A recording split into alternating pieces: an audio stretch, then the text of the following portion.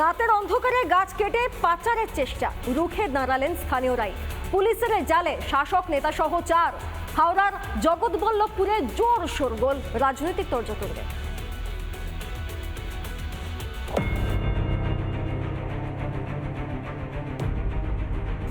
বড় বড় গাছ গোড়া থেকে কেটে সাফ। রাতের অন্ধকারে গাছ কেটে পাচার করার চেষ্টা। তৃণমূলের পঞ্চায়েত সদস্য সহ গ্রেপ্তার বেশ কয়েকজন।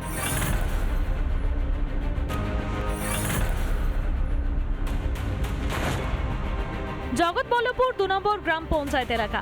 এখানে সরকারি প্রকল্পের ঘাট তৈরির নামে 10 থেকে 12টি বড় গাছ কেটে ফেলার অভিযোগ। রাতের অন্ধকারে গাছ কেটে পাচারের সময় গ্রামবাসীরা রুখে দাঁড়ান। গাছ কাটার কাজে যুক্ত কয়েকজন শ্রমিককে গ্রেফতার করে পুলিশ। সেই ঘাটে দাম করে এখান থেকে 8টা 10টা মতো গাছ কাটা হয়েছে। পুরো পাড় হয়ে যাচ্ছে, নষ্ট হয়ে যাবে। এই কারণের জন্য আমরা গ্রামবাসীরা প্রতিবাদ করেছি। গাছ কাটার বিষয়ে পঞ্চায়েত সম্পূর্ণ অন্ধকারে ছিল বলে দাবি করেন প্রধান। এটা তো সরকারের গাছ, এবার যারা কাটছে পঞ্চায়েতকে কোনো কিছু জানায়ও নেই, পঞ্চায়েত জানেও না, প্রধানও, আমি নিজে প্রধান, আমি নিজেও জানি না। অভিযোগ পঞ্চায়েত সদস্য গৌতম রায়কে দিয়ে গাছ কেটে পাচারের চেষ্টা করেন পঞ্চায়েতের উপপ্রধান আসাদুল কাজী।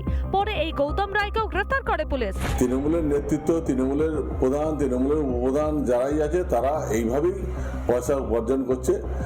তো তারা যদি সরকারি গাছ, তারা যদি পঞ্চায়েত বা বন দপ্তরের মাধ্যমে তারা পারমিশন নিয়ে যদি গাছ কাটতো, দিনের বেলায় কাটবে, রাতের অন্ধকারে ডোক দিয়ে গাছ কাটছে, গাছ পাচার করছে।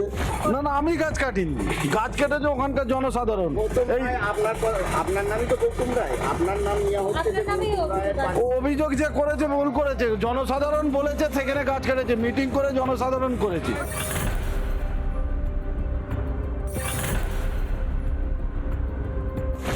আমি এখনই খোঁজ খবর নিচ্ছি, যদি এ ধরনের ঘটনা ঘটে থাকে আমি লোকাল প্রধানের সঙ্গেও কথা বলবো এবং যারা এই ঘটনার সঙ্গে যুক্ত তাদের বিরুদ্ধে আইনানুগ যা ব্যবস্থা নেওয়ার নিশ্চিতভাবেই সেই ব্যবস্থা নেওয়া হবে।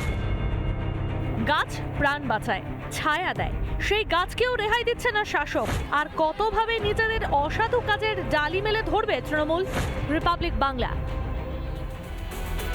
নানা ধরনের কন্টেন্ট দেখার জন্য লাইক করুন, শেয়ার করুন আমাদের ফেসবুক পেজ, সাবস্ক্রাইব করুন আমাদের ইউটিউব চ্যানেল।